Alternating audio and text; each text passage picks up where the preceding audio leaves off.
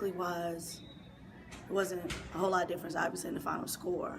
But with all the other stat lines, we're similar. But for us, it was our first game.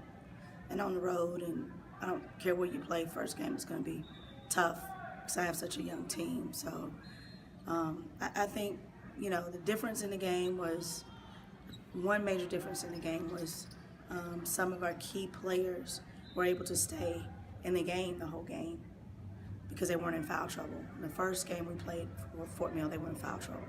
Instead of dribbling with my head down, most of the time I needed to learn how to look up the courts and know my teammates and who I'm playing with. So I wanted to play an all-around good game and use my teammates to help our score and to help us win the game.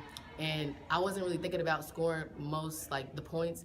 It was more of like making sure my team was on one page and making sure that all of us knew what the game plan was and how to achieve it. I emphasized more of squaring up and talking to my teammates, because sometimes when you think of a game being rushed and time and points, you forget that the little things like squaring up all the time. So I think that I played more of a pace that everyone was on, and communication was better and defense was better. It was a slow pace at first, but we had to get the intensity up, and I was kind of frustrated with myself, so I had to get myself back in the game and make sure my whole team was right and we had good opportunities to score and make good plays. I hope so. It's a little bit of a confidence builder to know that you've already won a game.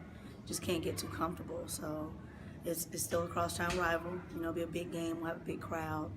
And, the girls just, we'll be prepared to play. But just I hope we can keep the momentum.